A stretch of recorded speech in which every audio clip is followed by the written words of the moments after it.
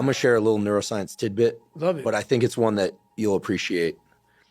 Most people don't know this, but there's a brain structure called the anterior midcingulate cortex. As we pointed out before, that's a noun, it's a name, it doesn't mean anything. Right. We could call it the Cookie Monster. Right.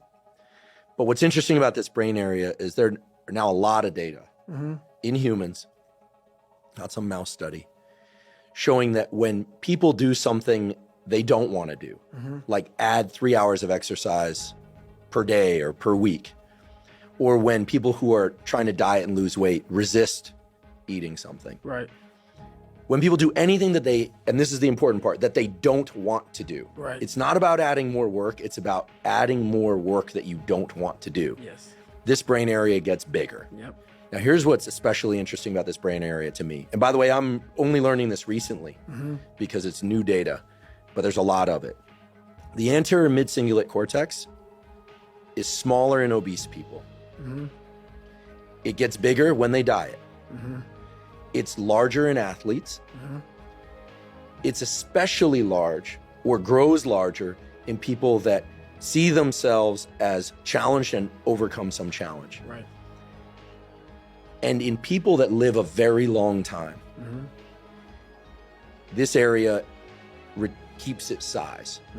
In many ways, scientists are starting to think of the anterior midcingulate cortex not just as one of the seats of willpower, right, but perhaps actually the seat of the will to live. See, now we're talking. And when I learned about the anterior midcingulate cortex, I was like almost out of my seat. And I've been in the neuroscience game since I was 20. We're the same age. And I was so pumped because I've heard of the amygdala, fear, prefrontal cortex, it's planning and action. I could tell you every brain area and I teach neuroanatomy to medical students. But when I started seeing the data on the anterior midcingulate cortex, I was like, whoa, this is interesting. Yep. And all the data point to the fact that we can build this area up. Yep. But that as quickly as we build it up, if we don't continue to invest in things that are hard for us, that we don't want to do, that's the part that feels so Goggin-esque to me, that we don't want to do. Like if you love the ice bath, yeah, I love the ice bath, and you go from 1 minute to 10 minutes, guess what? Your anterior midcingulate cortex did not grow. None. But if you hate the cold water, if you're afraid of drowning and you get into water and put your head under, then your anterior mid and survive, then the anterior midcingulate cortex gets bigger. But if you don't do it the next day, or if you do it the next day and you enjoy it, because hey, I did it yesterday, woohoo, happy me, Merry Christmas, as you would say. Merry Christmas. Guess what? The anterior midcingulate cortex shrinks again. Yep. To me, this is one of the most important discoveries that neuroscience has ever made, because it's that I don't want to do something, but do it anyway. That's right. That grows this area. And it's almost like I have a friend, he's been sober 30 years from alcohol. And he always says, you know, the amazing thing about addiction is there's a cure. The problem is it only works one day at a time. Yep.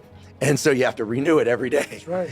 So the anterior midcingulate cortex, to me, when I learned about it, two things went off in my head. Whoa, this is super interesting. And two, I got to tell David Goggins about this. And I waited until now to tell you because I felt like well, for obvious reasons, I wanted to tell you and I wanted to tell you here. Well, I love that because that's how I've lived my entire life. I didn't know anything about that.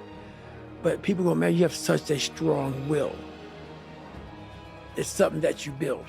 Like, I never forget, I was on a podcast one time, and this dude goes, you were blessed with a strong mind. Like, the hell are you talking about? I was blessed with a strong mind. That's something that you have to develop. You develop that over years, decades of suffering and going back into the suffer. That's why a lot of people who graduate Navy SEAL training, they want to know, like, I talk about it very openly all the time. A lot of guys don't want to go back into that water. They want to go back into the hard stuff. Maybe not anything hard in life. Once you get through it, it's like you become a POW. Like, how many POWs want to go back to POW camp? None. When something sucks so bad in life, this is on this that we're talking about now, very few people want to go back. They're happy they graduated. I realized I'm the same way. I don't want to go back. I have to go back. I must go back, because that is exactly where all the knowledge of my life exists, was back there, and what you're talking about. Well, I didn't know anything about this, but how I grew a will was constantly doing these things to now, it's just life. I wake up, while it still sucks, it's just life. You don't sit back and like, oh my God, like I have days I don't want to do it, but I know I'm going to do it. I know from years of just doing it. So that's beautiful. And this is why I came on here with you today. And I'm glad that you're talking about this, because human beings need to hear this. They need to stop hearing these hacks on this and that. There's no fucking hack, bro. There's no fucking hack. Yeah, you may this and that and saunas and all this shit yeah, it's great. There is no fucking life hack. To grow that thing, how do you grow it? Do it and do it and do it and do it. That's the hack. The hack is gonna fucking suck. And that's what I realized.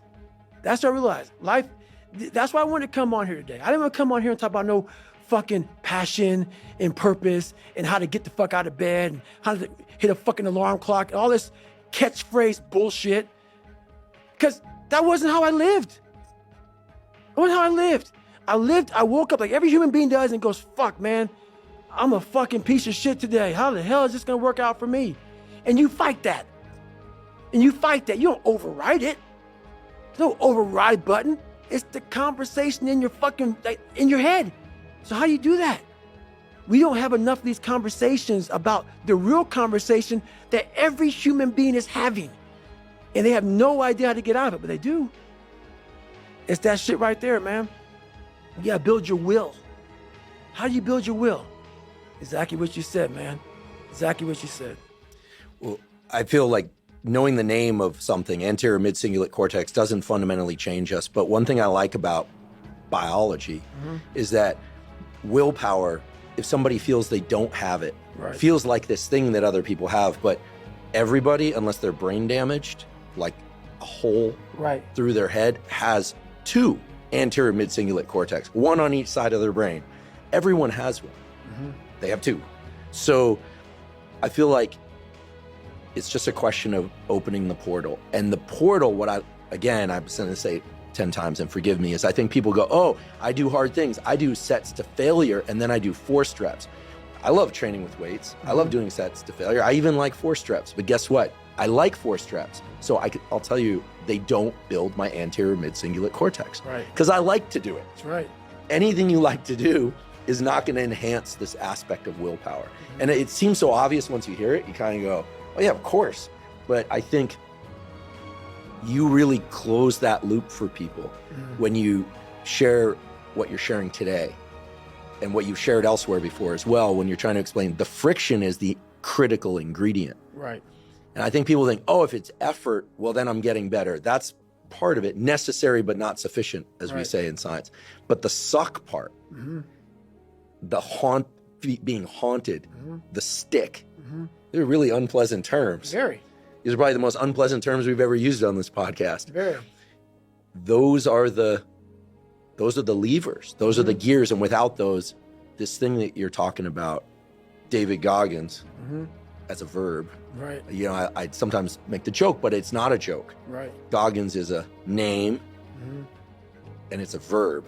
People go, I'm going to Goggins that. Right. Right? But that's, I think, again, I'm not a psychologist, but I think that's what you're talking about. The stick, the friction, being haunted.